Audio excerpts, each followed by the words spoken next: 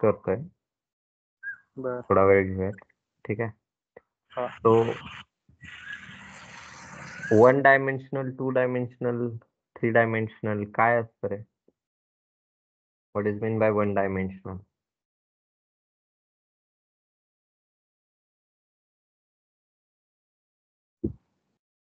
कधी एक वेळ ऐकलंय का? ऐकलंय की. हम्म. काय असतं? ते इलेक्ट्रॉनिक्स मध्ये ऐकलं होतं. इलेक्ट्रॉनिक्स मध्ये नाही, मॅट्रिक्स ऐकलेत का नाही? मॅट्रिक्स कधी पाहिलेत का? मॅट्रिक्स मॅथ मधलं का? मॅथ्स मधलं. हा. ऐकली. सो 1 डायमेन्शनल मॅट्रिक्स कसं असतो? असा ना? One one one row one row. असं फक्त. तेच जर का हा. 2 डायमेन्शनल म्हटलं तर? 2 रो 2 कॉलम. येस. 2 डायमेन्शनल म्हणजे तूच असायला हवं असं काही नाही. रोज अँड हा कॉलमच्या फॉर्म मध्ये असायला हवेत. ठीक आहे. असं हा 1, 2, 3. त्यानंतर हा पहिला रो झाला. त्याच्यानंतर पुढे काय असतं की दुसरा रो मध्ये आपण सपोज 4, 5, 6 असं दिलं. त्यानंतर पुढे काय आहे? तिसरा रो, ज्यामध्ये 7, 8, 9 असे 3 दिलेले आहेत. ठीक आहे. मग 3 डायमेन्शनल मध्ये काय होतं? बघा, ही 2 डायमेन्शनल डेटा आहे. वरचा जो होता तो 1D डेटा होता. तुम्हाला मॅथ्स मध्ये झालेला असेल कुठं नाही कुठं. त्यानंतर 2 डायमेन्शनल डेटा. 2D डेटा म्हणजे काय असतं की ज्यामध्ये रोज अँड कॉलम्स असतात. ठीक आहे. रोज अँड कॉलम्स असा डेटा असतो. वरती 1D मध्ये काय असतात? तर फक्त ऍक्सिस असतो. ठीक आहे. ऍक्सिस असतो, तुम्हाला एकच ऍक्सिस असणार आहे. ठीक आहे. असं एकच असणार आहे. तसं काय आहे की तुम्हाला 2D मध्ये रोज अँड कॉलम्स येतात. त्यानंतर पुढचा जो आहे तो काय असतो? तर 3D ऑब्जेक्ट. 3D ऑब्जेक्ट म्हणजेच काय असतं? तर याच्यात रोज अँड कॉलम्स तर असतातच, बट त्याच्यामध्ये आणखी काय येतं? तर डेप्थ येत असते.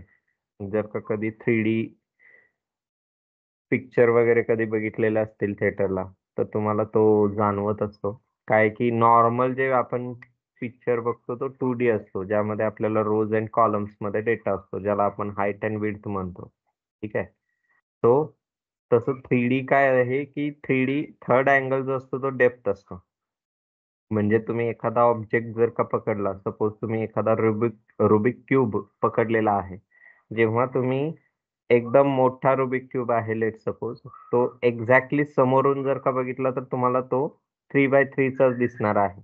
बट जेव्हा तुम्ही टॉप वरून बघाल किंवा असा लांब धरून असा जर का बघत असाल, तर काय होतं? तो 3D दिसणार आहे तुम्हाला. ठीक आहे. 3D म्हणजेच काय असतं की थर्ड अँगल तुमचा डेप्थ असतो, झेड नाही. रिअल लाईफ मध्ये झेड ऍक्सिस नसतो. त्या झेडच्या ऐवजी डेप्थ असणार आहे.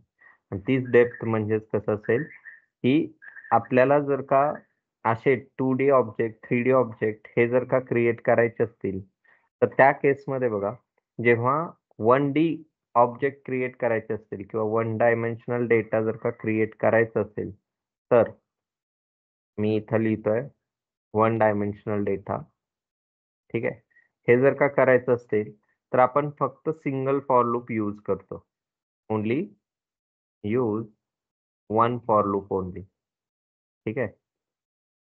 म्हणजेच कसं असेल, तर इथं सपोज आपण एक 9 पर्यंत वगैरे जात आहोत, तर 9 पर्यंतचा डेटा काय असणार आहे? इथं असणार आहे. ठीक आहे. तो कसं लिहायचं फॉर लूप? तर फॉर ब्रॅकेटमध्ये काय असणार आहे की इंटिजर आय, त्याचं इनिशियलायझेशन असेल, ऑलवेज इनिशियलायझेशन 0 मधून करा शक्यतो. आणि पुढे काय आहे की आय लेस दॅन काय असणार आहे? काही रेंज, जेवढी रेंज दिलेली आहे तेवढी रेंज पर्यंत जा आणि इथं आय प्लस प्लस करा, कर्ली ब्रेसेस, आणि इथं काही कोड करायचा आहे तो कोड असेल. ठीक आहे. असा. आणि कर्ली ब्रेसेसला काय करायचंय तुम्हाला? क्लोज करायचं आहे. हे कधी करायचं? जेव्हा तुमच्याकडे 1 डायमेन्शनल डेटा असेल त्यावेळेस. ओके. वन डायमेन्शनल डेटा जेव्हा असतो त्यावेळेस तुम्ही असं कराल. बट जेव्हा तुम्हाला टू डायमेन्शनल डेटा असतात, टू डायमेन्शनल डेटा म्हणजेच काय असतं की ज्यामध्ये रोज अँड कॉलम्सच्या फॉर्ममध्ये डेटा असतो. ठीक आहे, रोज अँड कॉलम्सच्या फॉर्ममध्ये डेटा असणार आहे. तो हे कसं करतात तर बघा, याच्यासाठी आपल्याला नेस्टेड फॉर लूप लागतात. Use two for loop.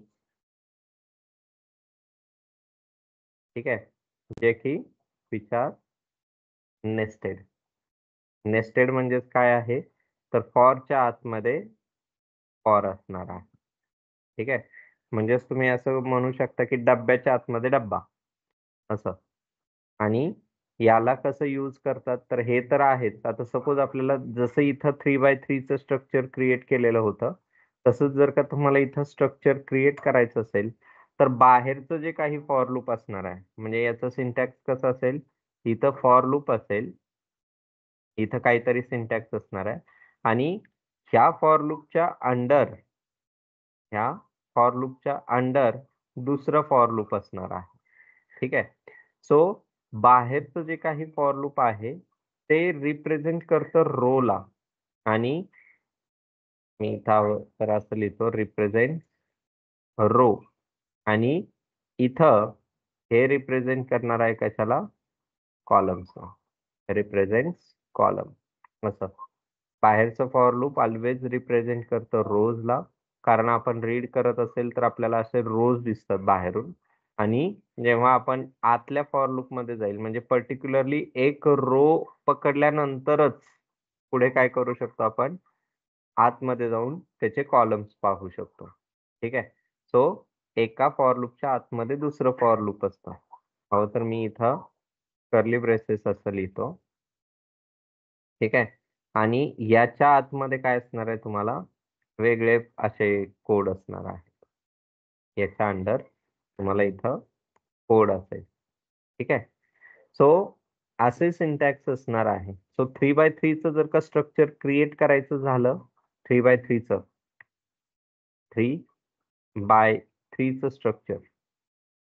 ठीक आहे, सो 3x3चं स्ट्रक्चर म्हणजेच काय आहे की 3 रोज आहेत अँड 3 कॉलम्स आहेत. असं जर का स्ट्रक्चर असेल तर पुढे काय आहे, त्याला डिक्लेअर कसं करतात बघा. काय असेल की फॉर इनिशियलायझेशन द्या याचं. फॉर एवढं मी हवं तर कॉपी करूनच ठेवतो. काय असणार आहे की बाहेरचा जो काही जो काही लूप असतो तो रिप्रेझेंट कुणाला करतो, रोला रिप्रेझेंट करणार आहे. तो इथं काय असेल की इंटिजर रो, तुम्ही नाव काही देऊ शकता असं, इज इक्वल्स टू कुठून स्टार्ट होईल तर हा ऑलवेज 0 पासून. इथं मी आय च्या ऐवजी रो यूज केलाय. आणि हा लेस दॅन काय असायला हवा, 3 असायला हवा, म्हणजे आपल्याला 0, 1 आणि 2 हे येणार आहे. ठीक आहे, त्यानंतर इथं काय करेल आपण, रो प्लस प्लस करणार आहोत. याच्या अंडर कर्ली ब्रेसेसच्या आतमध्ये, याच्या आतमध्ये दुसरं फॉर लूप आपल्याला लिहायचं आहे. आणि ह्या फॉर लूप मध्ये काय असेल तर इंटिजर कॉलम्स असणार आहे. सो कॉलम सुद्धा कुठून स्टार्ट होतील, 0 पासून. आणि कॉलम इथं लेस दॅन काय असणार आहेत, 3 असतील. आणि कॉलम प्लस प्लस केलं. याच्या आतमध्ये जाऊन मग आपण काय आहे, जो काही कोड करायचा आहे तो कोड इथं करू शकतो. ठीक आहे, code to be executed. Code to be executed असा. तो याच्या सारखंच काय करतात की 2D स्ट्रक्चर असतं आणि 3D मध्ये आणखी काय होतं, डीप होणार. म्हणजेच काय की फॉर मध्ये फॉर असणार. 3D मध्ये काय असेल, फॉर मध्ये फॉर असेल. तर मी त्यालाच कॉपी करतोय आणि इथं खाली पेस्ट करतोय. 3D शक्यतो तुम्हाला आत्ता विचार करायची गरज नाही एवढ्या लवकर. तो 3 फॉर्स असतील. काय असेल की नेस्टेड असणार आहे. फॉर मध्ये फॉर असतील. फॉर विदिन अगेन फॉर असं. ठीक आहे, मग याच्या आतमध्ये परत काय असणार, हे जे काही आहे हे पूर्ण स्ट्रक्चर असेल. बट हे कुठं तर याच्या आतमध्ये. याच्या जागी येईल असं. ठीक आहे. सो ह्या जो थर्ड कॉलम आहे तो कुणाला रिप्रेझेंट करणार आहे? डेप्थला रिप्रेझेंट करणार आहे. ओके. तो हेच जर का रिप्रेझेंट करून बघायचं म्हटलं, ऑनलाईन कंपायलर मी ओपन करतोय. ऑनलाईन कंपायलर इथं गेलो. एवढंच मी सांगेल आज. याचीच प्रॅक्टिस करा ऑनलाईन.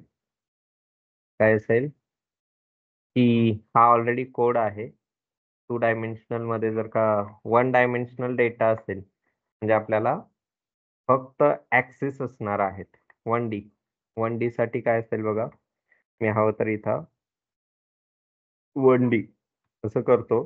तो int I equals to 0, I less than तुम्ही काही ऍक्सेस देऊ शकता. मी 5 देतोय आणि इथं I++ केलं.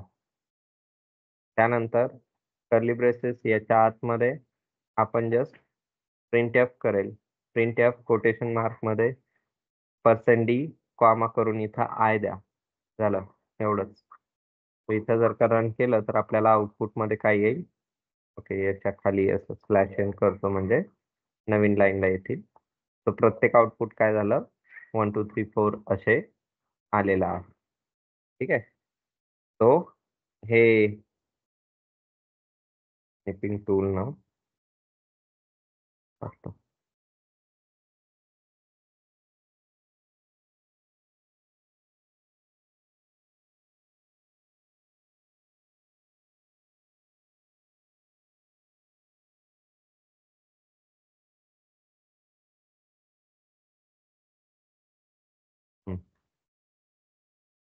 तो इथं जाऊन 1D च्या पार्ट मध्ये मी त्याला पेस्ट केलं. त्यानंतर 2D कसं असेल? तो 2 डायमेन्शनल साठी काय करावं लागेल? तर फॉर लूप मध्ये फॉर लूप असणार आणि बाहेरचं जे फॉर लूप आहे ते रो ला रिप्रेझेंट करतं. ठीक आहे. रो किती असतील तर लेस दॅन 3 करतोय आपण आणि इथं रो दिलं. तो प्रिंट केलाय. बट याच्या आतमध्ये काय असेल की आणखी एक फॉर लूप असेल जे की रिप्रेझेंट करतं कुणाला? कॉलम्सना.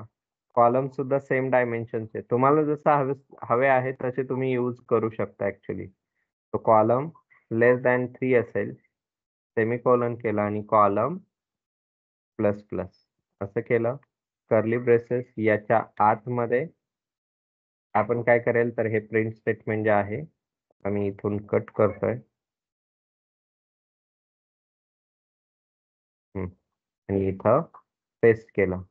सो आता आपण इथं प्रिंट करूयात काय? तर रो इज इक्वल्स टू असं %d, त्यानंतर कॉमा करून स्पेस करून कॉलम्स और column is equals to again %d करतोय मी %d आणि प्रत्येक वेळेस स्लॅश इन केलं. So I, J respective value द्यायच्या आहेत. पहिल्या ठिकाणी I, J नाही इथं रो कॉमा कॉलम अशा रिस्पेक्टिव्ह व्हॅल्यू द्यायच्या आहेत. तो जर का प्रिंट केलं तर तुम्हाला कसं येईल? जेव्हा बाहेरच्याची एक व्हॅल्यू होते त्यावेळेस आतल्याची 3 व्हॅल्यूज होणार आहेत. म्हणजे इथं जेव्हा रो ची व्हॅल्यू 0 आहे त्यावेळेस कॉलम काय होणार? 0 1 2 अशा 3 व्हॅल्यूज येतील बघा. आणि प्रत्येक फॉर लूप नंतर मी इथं हवं तर एक लाईन ड्रॉ करत आहे. प्रिंटएफ कोटेशन मार्क मध्ये असं ड्रॉ करतो, जे की आपल्याला कशासाठी असेल तर समजण्यासाठी आहे. रन केलं, सेमीकोलन राहिलं. असं बघा काय झालं? रो जेव्हा 0 आहे त्यावेळेस कॉलम बघा 0 1 2, त्यानंतर 1 होईल त्यावेळेस ओके इथं स्लॅश इन राहिलं लिहायचं.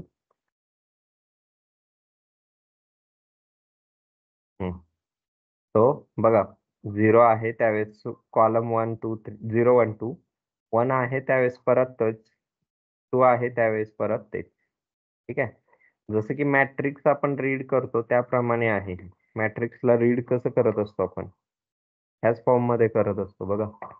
जेव्हा तुम्ही हे प्रिंट कराल किंवा एखादा मॅट्रिक्स 2x2 स्ट्रक्चर मध्ये जेव्हा रिप्रेझेंट करता त्यावेळेस असंच रिप्रेझेंट करत असतो आपण. ठीक आहे. तो हे कसं असेल स्ट्रक्चर, सपोज की आपण वरचा जो काही मॅट्रिक्स डिक्लेअर केलेला होता 2x2 त्याचा, तो बघा त्यालाच मी इथं एक यम नावाच्या मॅट्रिक्स मध्ये काय करेल, मॅट्रिक्स डिक्लेअर करतोय तो 1 2 3, त्यानंतर 4 हो तर कॉमा द्या इथं असं, त्यानंतर 5 6, त्यानंतर नेक्स्ट काय असेल 7 8 आणि 9. हे काय झाले तर टोटल असणार आहेत. तर बघा इथं काय असेल की हा जो काही आहे हा पहिला रो आहे, हा जो काही आहे तो दुसरा रो आणि हा जो आहे तो तिसरा रो. आणि इथं जे काही दिसतायत ते कॉलम्स आहेत. 0th वाला, फर्स्ट वाला आणि सेकंड वाला, असे 3 वेगवेगळे कॉलम्स आहेत. तो रीड करताना ऑब्व्हियसली इकडं जे आहेत ते सर्व काही रोज आहेत आणि इकडं जे दिसतायत ते सर्व काही कॉलम्स आहेत. मग यांना रीड करताना ऑब्व्हियसली आपण रीड कसं करत असतो, तर M of row by column. ठीक आहे, असंच रीड करतो. तुम्हाला हे मॅथ्स मध्ये सुद्धा झालेलं असणार आहे.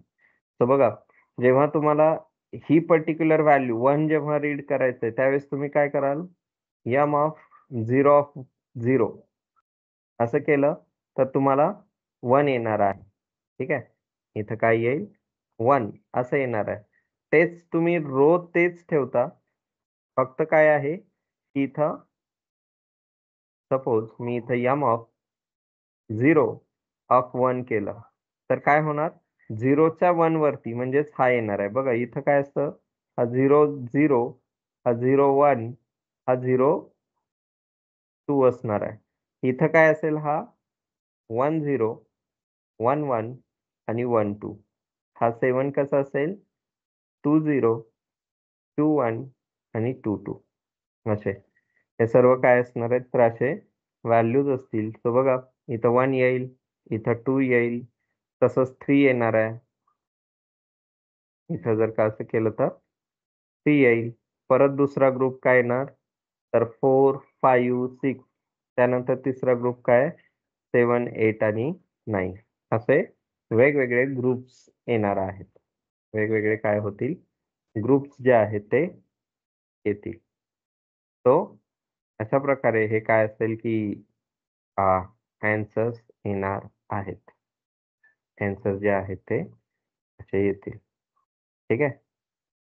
तो आय होप की हे समजलंय. Is it clear?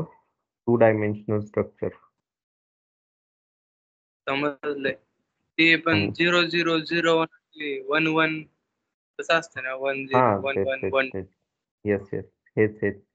इथं काय आहे की 1 0 येईल, त्यानंतर हा 1 1, त्यानंतर 1 2.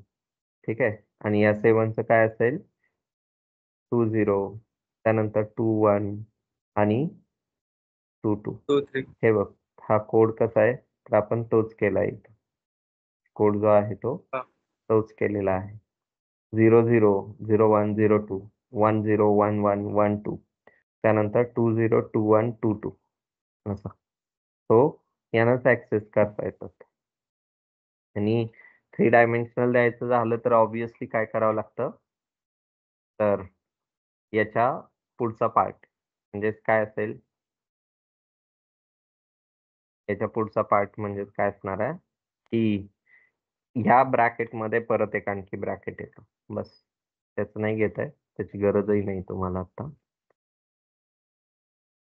तुम्ही कुठं 3D मध्ये काम करणार आहात. 2 डायमेन्शनल जमलं तरी खूप सफिशियंट आहे ह्या लेवलला.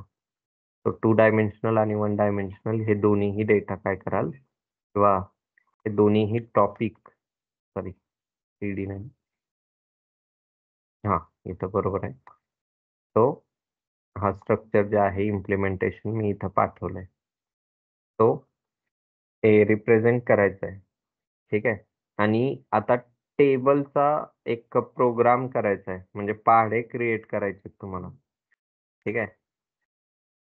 Tables of numbers. ठीक आहे. कसे असतील? तर 1 ते 20 चं टेबल तुम्हाला प्रिंट करायचे आहेत. ओके. 1 ते 20 चे टेबल्स. आता 1 ते 20 चे टेबल म्हणजेच काय असेल, की 1 चा टेबल कसा असेल? आपण एक लास्ट टाईम घेतलाय बघा इथं टेबलचा हा वाला. काय होतं तर 1 × 1 असं यायचं ना. तर तसं आता तुम्हाला 20 पर्यंत जायचंय. सो त्याचे डायमेन्शन्स कसे असतील तर 20 रोज असतील बाय प्रत्येक 20 रोज असणार आहेत बाय किती कॉलम्स असतील? प्रत्येक टेबलमध्ये बघा बेच्या पाड्यामध्ये किती असणार आहेत? 10 असणार आहेत. सो 10 कॉलम्स असणार आहेत. सो 20/10 चं एक आर्किटेक्चर क्रिएट करून मला पाठवाल. ठीक आहे. जसं आपण इथं 3/3 चं आर्किटेक्चर केलं ना, 3 रोज अँड 3 कॉलम्स असे. बट आता तुम्हाला हे रोज 1-1 पासून स्टार्ट करावं लागतील कारण 0-0 केलं तर 0-0च होणार आहे. तर त्याऐवजी इथं 1-1 करा आणि जायचंय कुठपर्यंत? तर 11 पर्यंत जायचंय, 21 पर्यंत जायचंय असं. रोजला 21 आणि कॉलम्सना काय असेल? 11 पर्यंत आणि जसं इथं मेसेज केलाय ना आपण हां, असाच मेसेज तुम्हाला इकडेही करायचा आहे. बस. तो आणि प्रत्येक लाईन नंतर एक असं प्रिंट करा. हे म्हणजे 2चा पाढा झाला की परत एकदा एक लाईन अशी ड्रॉ करा. परत 3चा झाला की 4चा असं 20 पर्यंत सगळे काही प्रिंट झाले पाहिजेत. ठीक आहे. आणि याच्यासाठी ऑनलाईन कंपायलर यूज कराल असं, जर का लॅपटॉप नाहीये तर. ओके. सो प्रोग्रामिंग करायला आधी नोटबुकवरती कराल, मग काय असेल? वहीवरती करायचं आहे. सॉरी लॅपटॉपवरती करायचं आहे. आधी नोटबुकवरती लिहून ठेवा सगळं आणि मगच ट्राय करायचं. सो हे स्टेपनंच पुढे जाणार आहात तुम्ही. स्टेपनंच पुढे लर्न करणार आहात. 1 सेकंड.